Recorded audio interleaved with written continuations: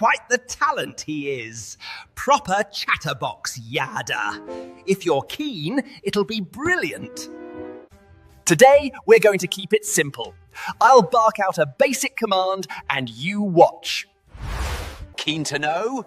He'll set your tail wagging. Does mine, hence why I'm backing him. Right then, Wookie here. Do take a seat, won't you? Give us your full attention while we listen to my pal, Yada.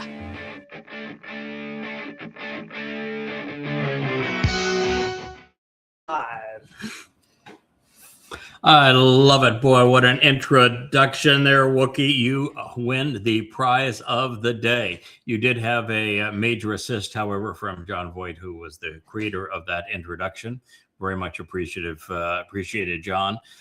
Leah created some of the outro of the intro, and I think it is Kevin who is the glue that makes all of these things so that they stick together.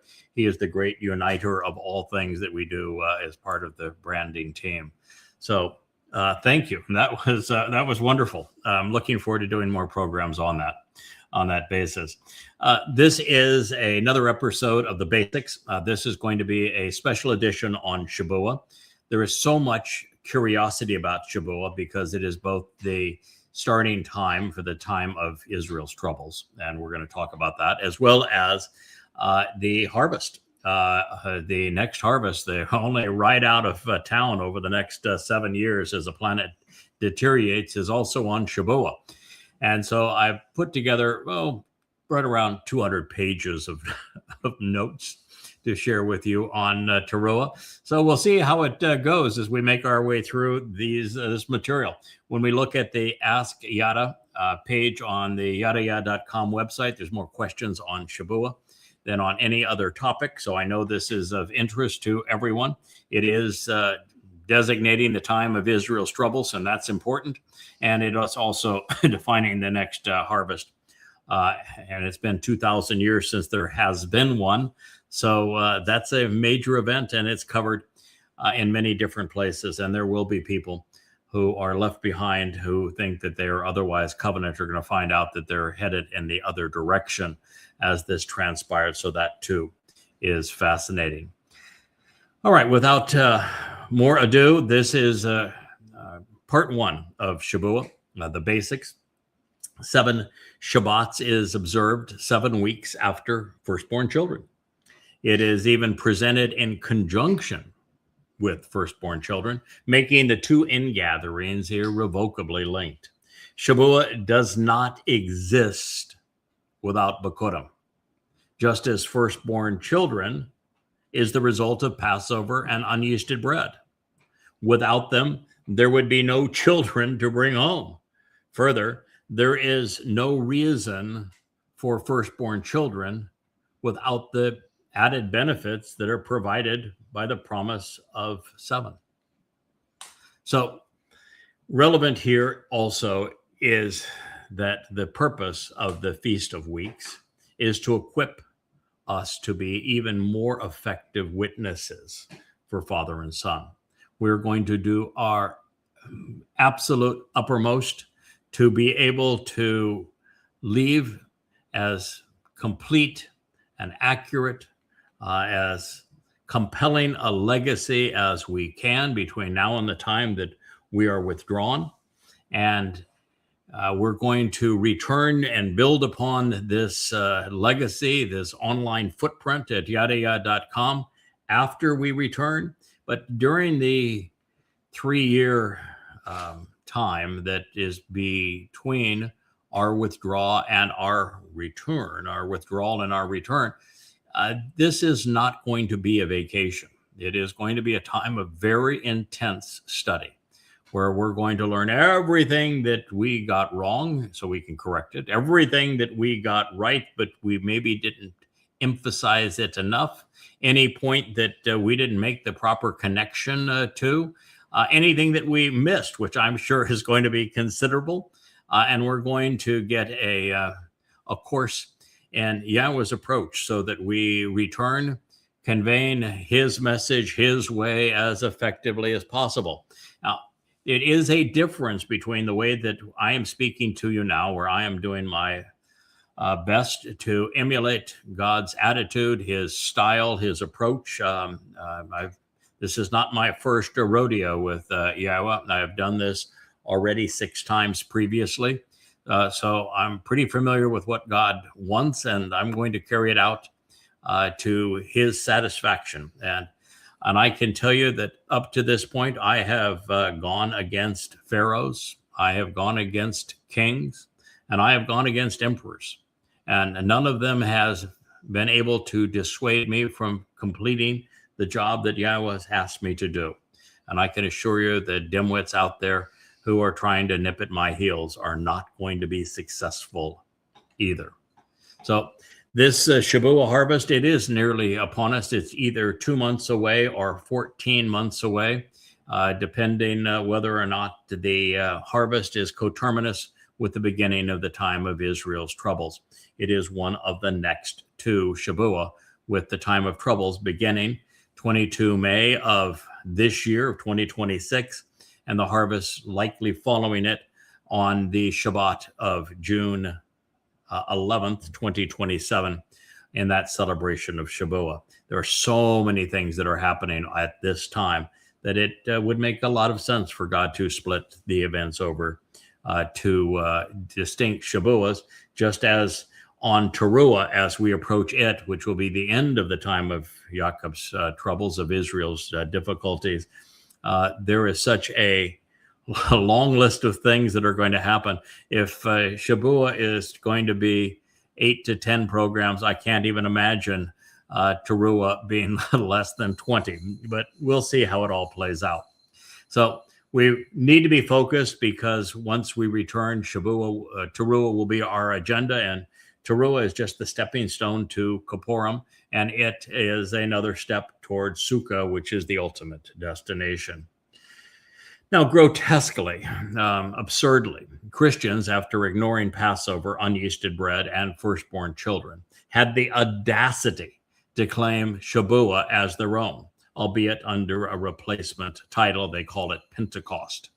To make foolology work for them, they would have to discard God's Hebrew nomenclature, the promise of the Shabbat, and append its purpose, which is a harvest of standing grain, not the birth of a God-forsaken church. Moronically, the Twistians, beguiled by, well, I think Luke, he put Paul's words in Peter's mouth, because, it was their agenda, or as I say, so likely Luke's preposterous pronouncements in Acts 2. It's one of the most incredible, by lack of credibility, statements and oratories found anywhere in the Christian New Testament. It is perhaps the lamest speech ever recorded, and it's the one that denotes the birth of the church. And that is in spite, of course, of the fact that he got everything wrong, including his ignorant and illiterate misappropriations of the prophet Yoel, who we will consider in this program, in the process of making a complete ass of himself, or fool, should you be offended by the characterization of who has become Saint Peter as an ass. He claimed the fulfillment of Shabuwah under a replacement name 2 millennia prematurely, exactly 1,993 years to be exact. I just missed it by a smidge. And he did so on behalf of some babblers that Yahweh would view as filthy foreign foes. Shabuwah is actually essential to the well-being of God's covenant family. And while some will question his judgment in this regard, I have been assigned the role and responsibility of being the final Zeroah, overseeing the productive harvest, cultivating it. And based upon all we can glean from the Torah and prophets, we're anticipating the fulfillment of 7 sevens to be on May 22nd, 2026, this beginning the time of Israel's troubles, a time that God's people are compelled to actually sacrifice the heart of the land to Islamic terrorists on behalf of the great betrayer Rahab, Donald Trump, so he can prolong the petrodollar scheme and win some appeal by giving a gift that isn't his to give. He will play Neville Chamberlain all over again. And as for the actual harvest, it was likely going to take place the year later. At least that's what I'm hoping, because I'd like to have the 14 months to continue to work at this, recognizing the time that we'll have away will be absolutely sufficient for Yahweh to bring us up to speed. So Orthodox Jews are only marginally better than the Twistians. To begin, they write Shabuwah as Shabbat, as if there were a V in the language, but there's none. Then rabbis claim that it marks out the time that their oral law was given to the elders. That, of course, is a rather odd proposition, considering that their Talmud was comprised of rabbinical arguments first written 1,500 to 2,000 years after Moshe met with Yahweh on Mount Choreb. But facts have never been a problem for the faithful. Well, not overtly stated, it is readily apparent that Yahweh began reciting his Torah guidance to Moshe on Mount Choreb some 7 weeks into the Yatzah Exodus during Shabuwah, the promise of the Shabbat. Therefore, the rabbis would get their timing right, not just the wrong book, but then again, to create a veneer of antiquity and authenticity for their religion, rabbis now refer to their Talmud as if it were Torah. Sadly, this rendition of replacement foolology has come at the cost of many Jewish souls, and it has contaminated the world's appreciation of the Torah versus the trash of the Talmud. Also troublesome, the rabbinical position on Shabbat is that the Torah mandates a 7-week counting of the Omer, beginning on the second day of Passover, to be immediately followed by Shabbat. Well, there is no second day of Passover, so they're wrong entirely on that. There is a second day of Chag Matzah because Passover is the first day of Chag Matzah. And the counting begins either as 7 sevens plus 1 on Matzah or 7 sevens from firstborn children, Bekurim. And while at least part of this is consistent with Yahweh's Torah instructions relative to the timing, it is telling that religious Jews disdain the Mikra of Matzah, which is the essential day, to such an extent that they do not even acknowledge its existence. Moreover, they similarly disavow Bekurim. According to God, Pesach is part of Chag Matzah, and it is unyeasted bread, which is the most essential day.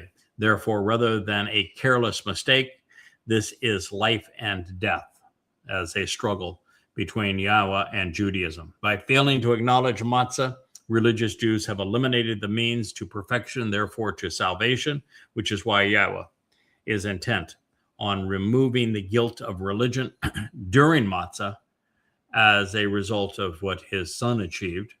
And yet rabbis would rather remove Yahweh from their lives than religious guilt from their souls. Now, the reason we are starting with Pesach, Matzah, and Bekurim in a program devoted to Shabuwah is without Pesach, Matzah, and Bekurim, there is no Shabuwah.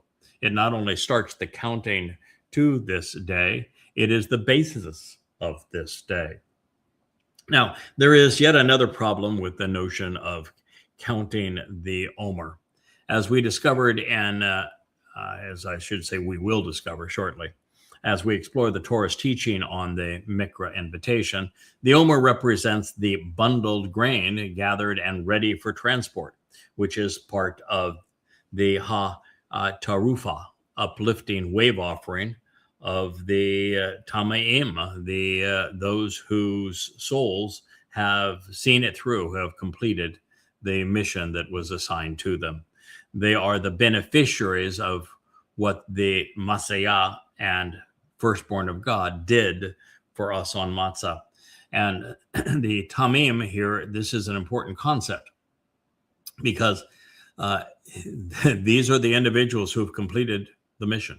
They stuck it through right to the bitter end. As I've said, I've come across a lot tougher than the nitwits we're dealing with that are trying to infect as a cancer, even the yadayah.com website.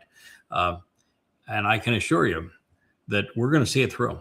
We're going to take this mission right to the end, which is precisely what God is looking for, which is why that bundled grain is been harvested, ready to go.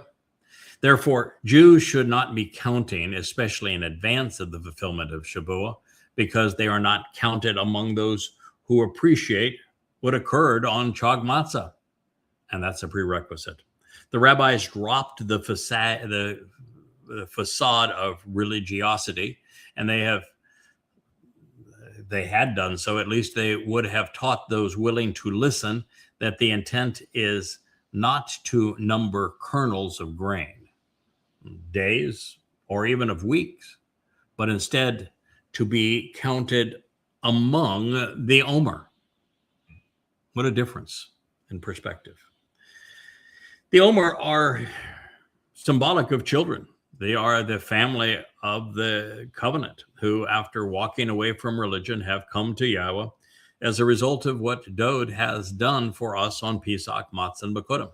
He removed our guilt. He carried it into Sheol, never to be seen again, making us innocent before God.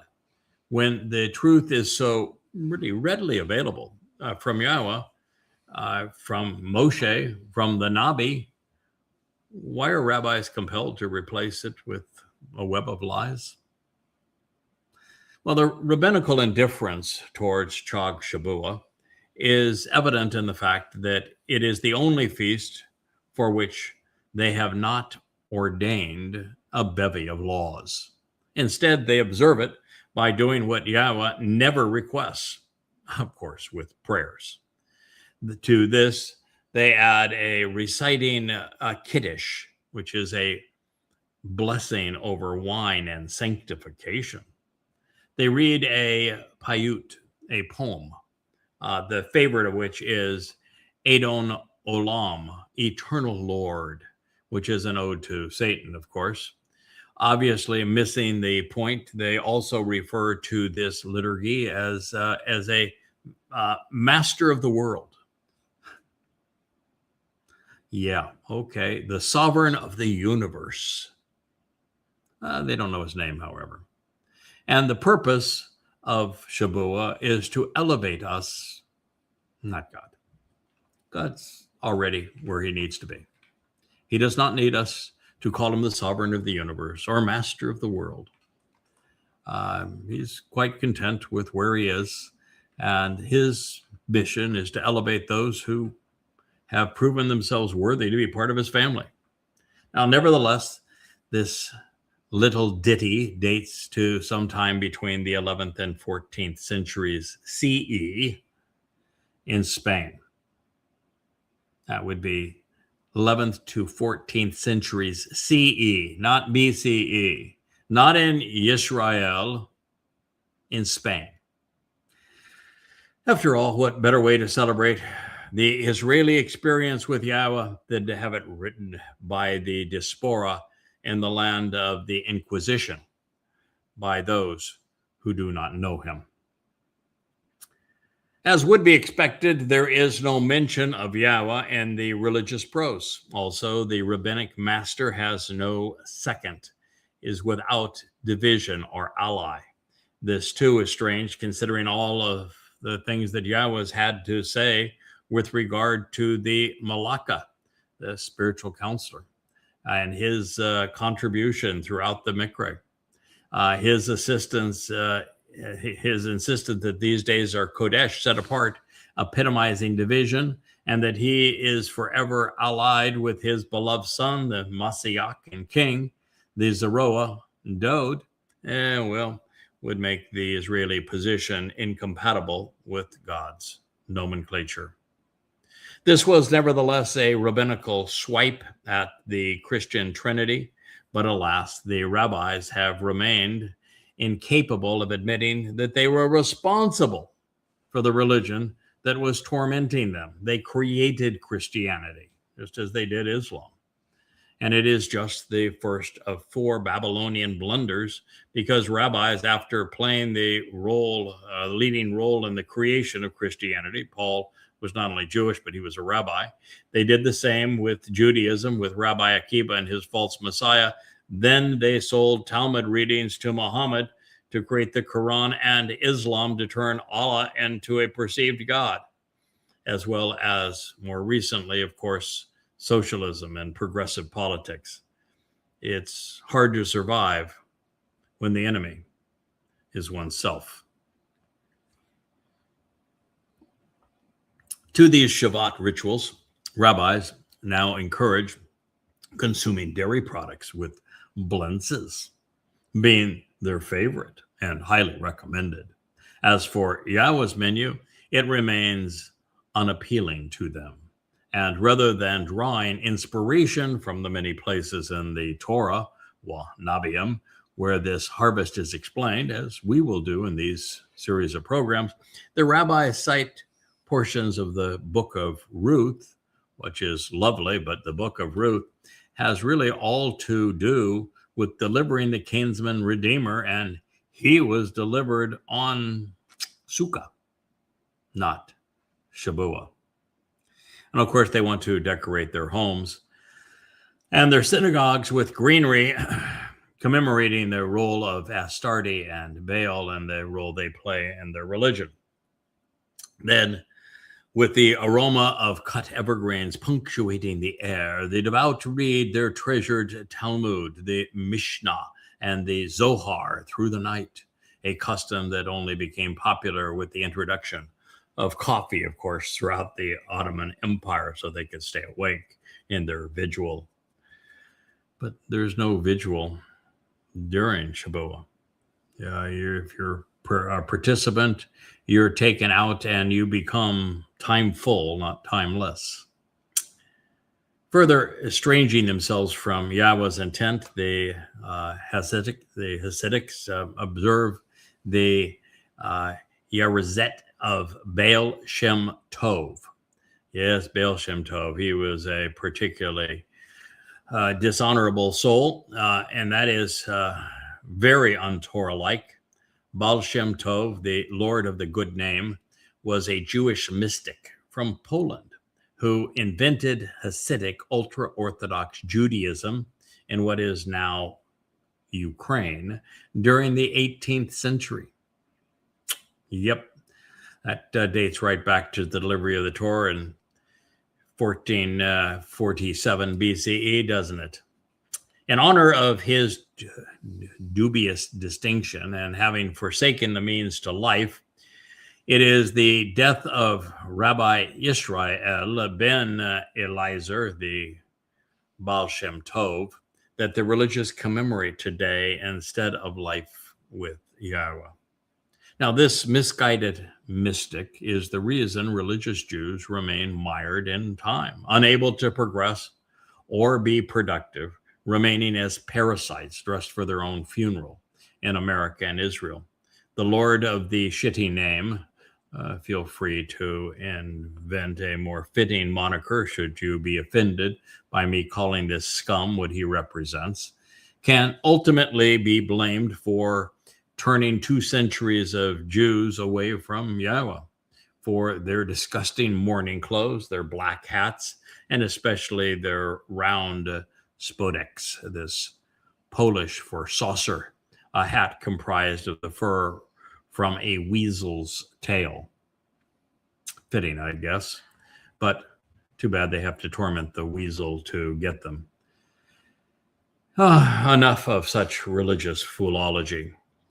As has been our pattern, we will contemplate how Yahweh defined this mikra. We will consider how it should be celebrated, and we will investigate how it will be fulfilled. Along the way, we will consider the reasons behind Yahweh's choice of the title, Shabuwah, which is 7 sevens, or the promise of the Shabbat.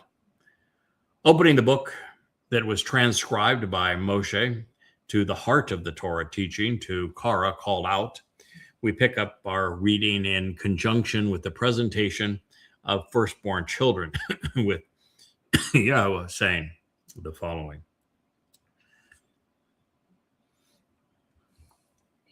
Then you should take this written communication into account. Then you should take this written communication into account. Shofar. We've already eliminated the oral Torah and the Talmud, haven't we? On your behalf, as a means to contemplate the consequence of either wavering or delaying, pondering the implications of being left behind by hesitating or waiting, or perhaps even considering what comes next on the Shabbat. Yes, both of the upcoming celebrations of Shabuwah, wouldn't you know it? They both fall on a Shabbat, begin on a Friday evening and continue through Saturday. The odds of this one on May 22nd doing that were 1 in 7. The odds that the following Shabbat on 11 of June 2027 would do so are essentially 1 in 49. That's remarkable that that would be at this time just 7 years before the completion of the final 3 Moed Mikre. So from the day you arrive with the sheath of bundled grain, gathered and ready for transport, from the uplifting wave offering of the completed, those who have fulfilled what needed to be done, there will be 7 weeks. This is Kara, called out. Should never have been called Leviticus 23:15. As noted previously, I appreciate this pronouncement by referring to the Omer as bundled grain, gathered and ready for transport, and Tafuaf as the uplifting wave offering, as being Tamim, which is having completed what needed to be accomplished, having done all that was necessary in the field before being bundled up and ready for transport. We find another affirmation of what all of this represents. This resolution is one that the religious have been unable to process during the 3,500 years since this was shared by Moshe. Matzah, which represents and precedes Bikurim, enables Bikurim, was fulfilled to remove the political and religious, and well as the cultural guilt of the covenant family. The pervasive fungus that has corrupted the souls of mankind is expunged from those who avail themselves of what Dod has done by carrying our guilt on his soul, on his nefesh, into Sheol, to deposit it there, never to be seen again. 7 Shabbats from the day after the special Shabbat observance of Matzah represents 50 days. This annual pattern of 7 sevens plus 1, of course, is also repeated in Yahweh's glorious presentation of the redemptive year called a Yobel, but errantly known as a Jubilee. Every 50 years, 7 times 7 plus 1. According to Yahweh, the Yobel instructions say that all debts are to be forgiven. All captives are to be freed. Even the land is returned so that it can be shared among the family. And this is not a coincidence in purpose or with regard to the timing, but is instead further evidence of Yahweh's very specific plan that is reiterated in many different ways. As we shall soon discover, 7 sevens, the promise of the Shabbat, exists to emphasize all of the truths that are inherent in the Shabbat as well as in the Yobel, which is why the word appears twice in the opening stanza in God's declaration regarding it. This is a time to celebrate what Yahweh has promised, what he has accomplished on our behalf. Inherent in this timing is the ever-present pattern of man, symbolized by 6, in addition to God, who is 1, revealing that Yahweh's intent is for us to come together. 6 plus 1 equals the ideal result, 7, which is why Sukkah, us camping out together, is the 7th Moed Mikre, after we have taken the first 6 steps to get there. And let's be clear. The Shabbat is not do-nothing day. Shabbat is a verb, and verbs are actionable. And as is the case with the Shabbat of Matzah, this is the day Yahweh and Dode have done their best work. That's why every fulfillment going forward, save one, which can't be on the Shabbat, but all of those days which can be on the Shabbat for the fulfillment of the remaining Mikre, all take place beginning on a Friday evening as the beginning of the Shabbat and continued through Saturday. They're all Shabbat oriented. Both Shabuwahs, Teruah, and Sukkah. The only one that's not on a Shabbat is the one that can't be on a Shabbat. And that is on Yom Kippurim, the Day of Reconciliations. So what are the chances that father and son are observing the Shabbat incorrectly by gathering in the family on Shabuwah, by doing so many things that it becomes the greatest show on earth with all the activity that's taking place on Teruah? Teruah is the anti-Shabbat day, and yet it takes place on a Shabbat. Anti-Shabbat by religious connotations, fully Shabbat by God's. And then, of course, the gates are open to an eternity beginning with 1,000 years in Sukkah, celebrating our return to the garden on a Shabbat.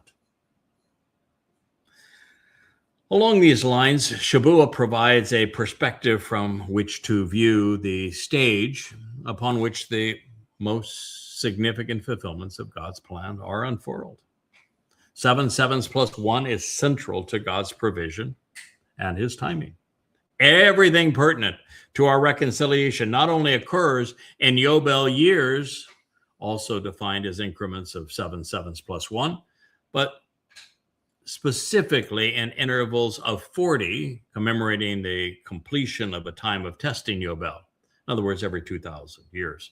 I would encourage you to go to yadayada.com, click on time. You'll go to a marvelous and evolving presentation of God's timeline, beginning with creation and running all the way through the celebration of Sukkah just 7 years from now. I think it's well written. I think the narrative flows beautifully. It's just a wonderful, concise presentation of the people, places, and pace of God's marvelous story. Now, 40 Yobel alter Adam's and Chawah's, or after, I should say, not alter, but 40 Yobel from Adam's and Chawah's expulsion from Gan Eden, which took place in year 0 Yah, which was 3968 BCE. You take 40 Yobel from them, 2,000 years, it takes us right to 1968 BCE. And you know what happened then? Well, Abraham and Yishak affirmed their commitment to the covenant with Yahweh on Mount Moriah. And with Noach as a witness. Isn't that interesting? This would foreshadow what would occur on Passover in the exact same place, exactly 2,000 years, 40 Yobels later. It would be then that lamb whose horns were caught in the thicket, that Yahweh said, I will provide the lamb, is provided as the beloved Son of God.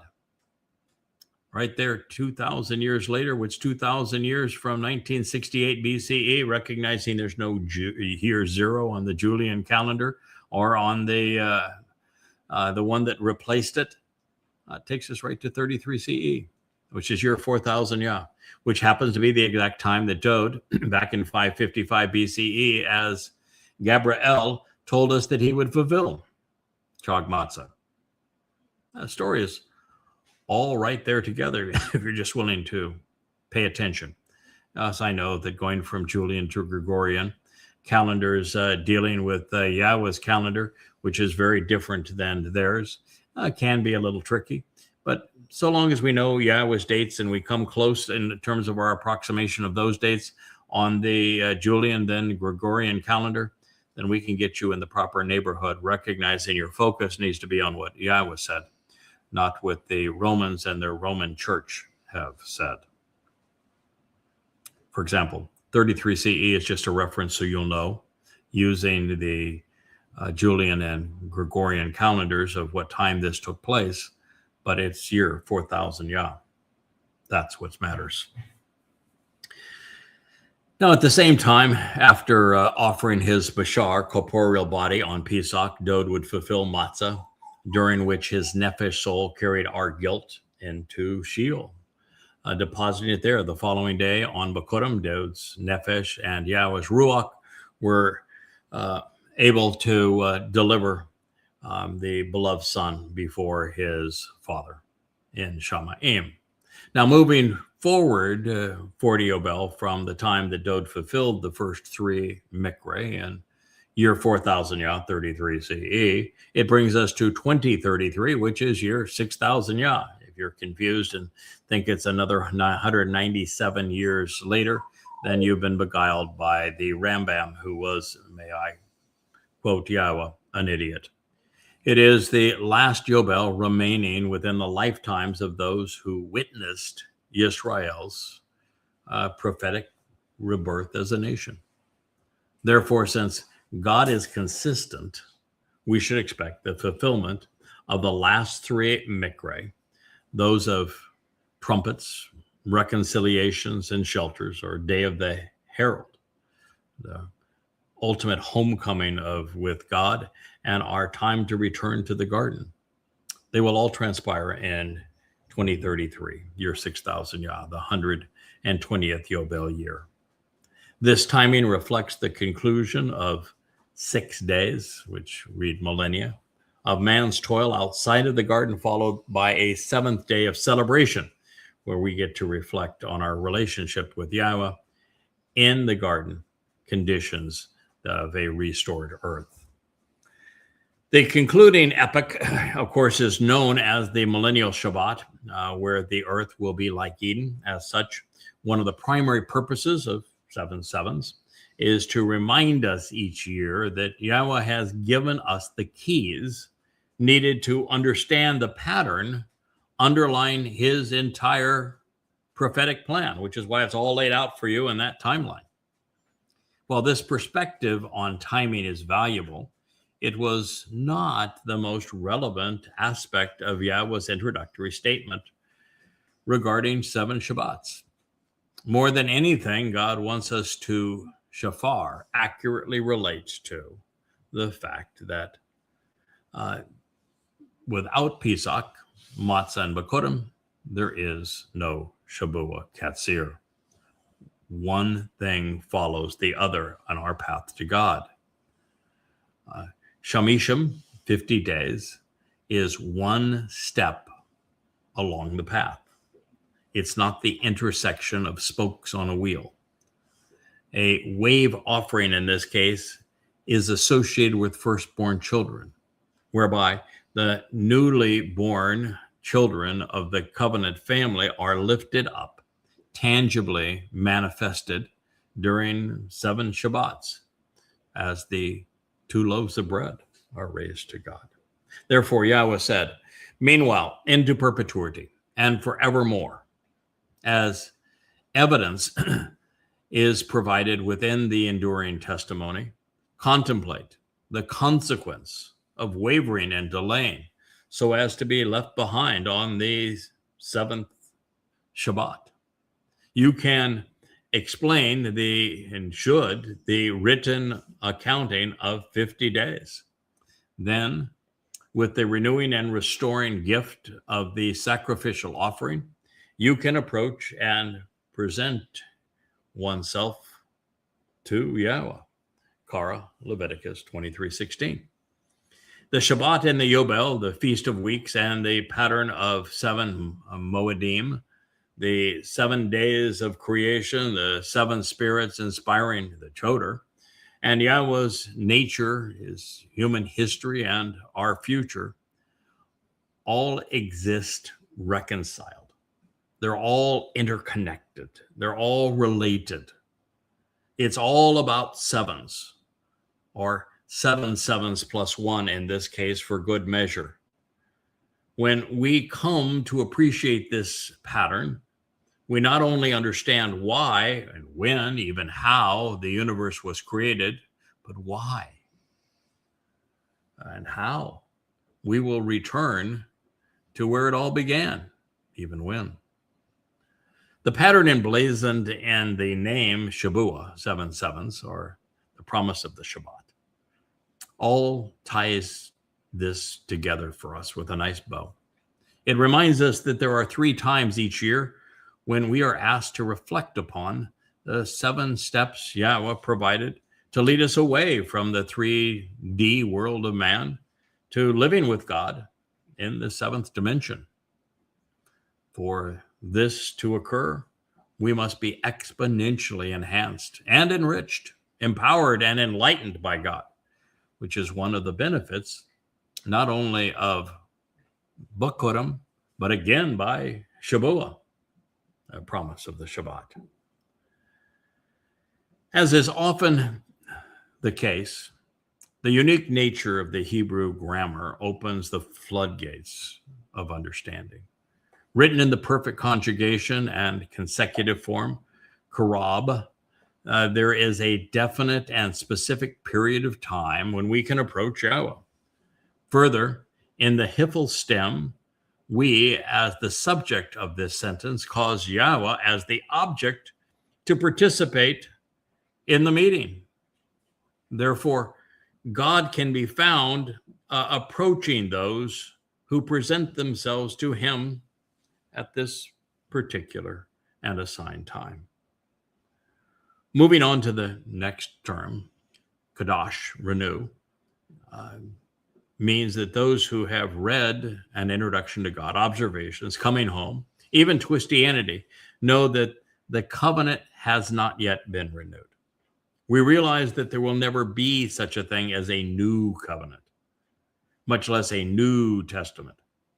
In this light, more times than not, Kadash, which is commonly deployed to depict the renewal of the sun's reflected light on the surface of the moon, is more accurately translated as renew, to restore, to reaffirm, than it is new, especially in the sense of recently conceived or different.